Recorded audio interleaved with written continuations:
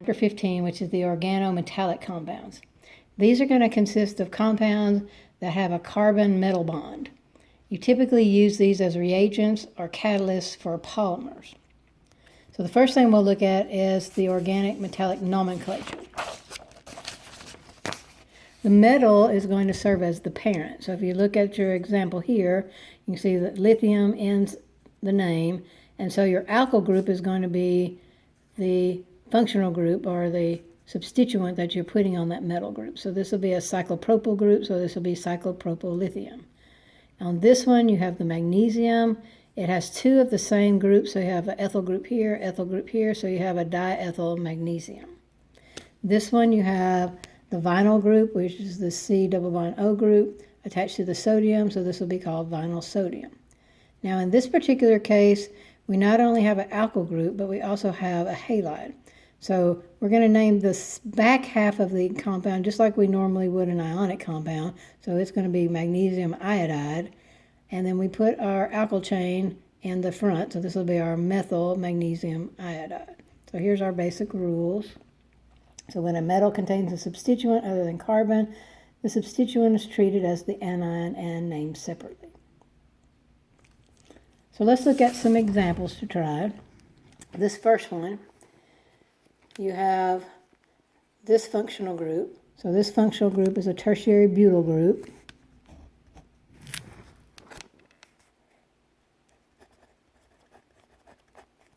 And then you simply add the word or the name lithium. It looks kind of funny, but when you type these, your L's would actually be together. On the next one, you have a cyclohexyl group. You have the magnesium with the chlorine, so this will be a cyclohexyl magnesium chloride. You treat this as or ionic compound, basically.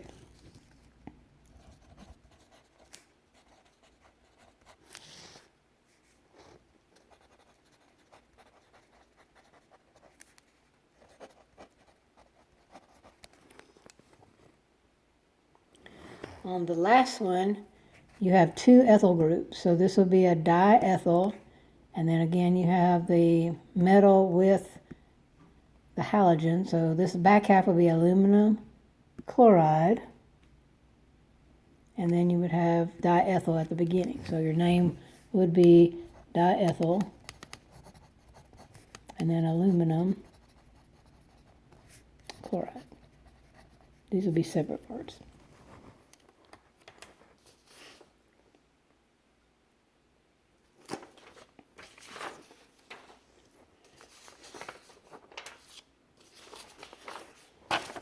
The next thing we'll look at is how you would prepare your organometallic compounds. So there's two of these types that we're going to be looking at. One's called a organolithium compound, which is going to be given basically to the symbol with some kind of an alkyl group here and lithium. When you make this, you're going to require 2 moles of the lithium for every 1 mole of the alkyl halide. So you're going to add this to an alkyl halide. So we'll look at an example.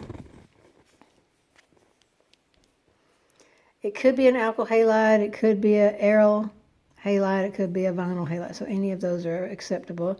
Just as a quick review, your alkyl halides in this particular case can be primary, secondary, tertiary, and this is the order of reactivity. So again, we typically use the bromines and the chlorines, but you can use the other ones as well. When adding these together, you're going to take your alkyl halide, 2 moles of the lithium, and you're going to use a solvent. This solvent cannot under any kind of hydration, so it has to be an anhydrous solvent. It can't have an oxygen and something like that that's going to allow it to oxidize in a different reaction. So the most common one used is your diethyl ether, and I'm going to abbreviate it DE just to make it simpler as we go through some of these reactions. So basically what's going to happen is one of the lithium is going to attach to the alkyl group, forming your organolithium compound. The other lithium is going to pick up the halide and become a lithium halide compound.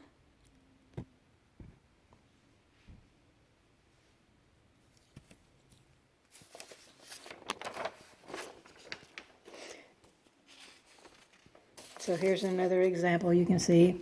So here you have a tertiary butyl group with a chlorine, 2 lithiums. Your diethyl ether is your solvent. So you're going to get your tertiary butyl lithium and then your lithium chloride. Down here you have another example just showing you with an aromatic ring. So you can see there's different forms of halides you can use. You can use an alkyl halide, you can use, this is an aromatic type halide or aryl halide and so forth. These are the basic rules. So remember that you're going to require some kind of an anhydrous solvent. We typically use the diethyl ether. You want something that's not going to be soluble in, so you want an insoluble hydroxide, or it's going to be insoluble in a hydroxide or an alkyl oxide compound. If you have one of these, then you can go on to a different compound. So you don't want to make a lithium hydroxide or a lithium alkoxide by having something that's hydrous. You want an anhydrous sample in order for it to carry out the reaction that we're looking for. Here is the way the electrons are going to move. So here you have your lithium, which is in a group 1A, so it has a single lone electron. It's going to donate that one electron to the alkyl halide, forming this anion radical complex. And then, of course, your lithium ion. Your lithium ion is going to be picked up by the halide ion, so this anion radical is going to split. You're going to form a free radical here with a single electron on the alkyl group. It'll form your halide ion here. That's going to pick up these 2 electrons are going to form a bond with this lithium to form your lithium halide that we're really not interested in. And then our free radical is going to pick up our second lithium and form our organolithium compound.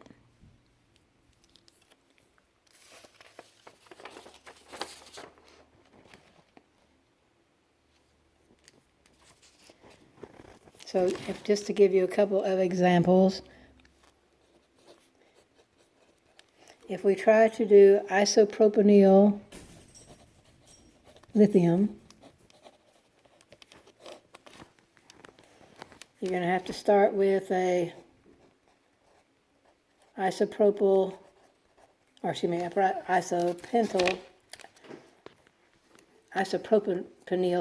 an isopropenyl bromide or chloride or something with a halide. You add it to 2 moles of the lithium, and you would get the compound that you want.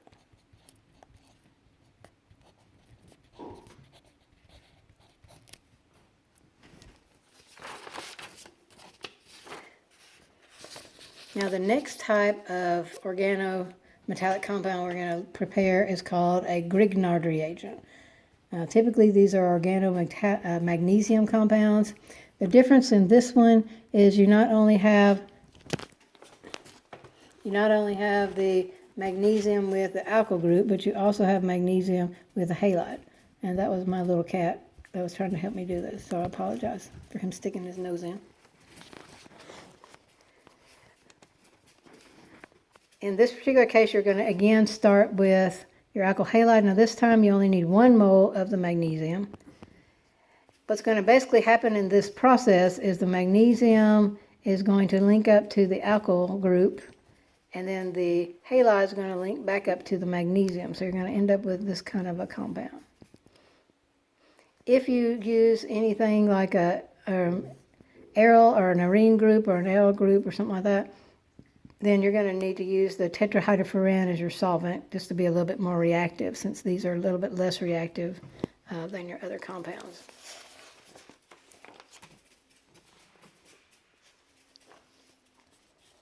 So here's some examples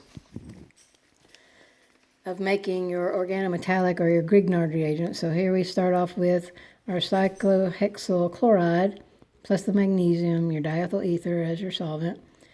Your chlorine is going to cleave off, and your magnesium is going to attach to the cyclohexyl group, and then of course your chlorine is going to attach back to it. On this one, typically you would use your tetrahydrofuran since this is going to be a little more necessary for a reaction. And then, of course, you're going to get this Grignard reagent. Now, if we look down here at where the electrons are going, your magnesium has 2 lone electrons. Or it's actually going to have 2 electrons. One electron is going to go over here to the alkyl halide. The other electron is going to stay with the magnesium. So you're going to get a magnesium radical, and you're going to get the anion radical. This will split up and form an alkyl radical and your halide ion. This magnesium is going to pick up this alkyl halide, or excuse me, the alkyl radical, and then your halogen is going to attach to the magnesium to form the Grignard reagent.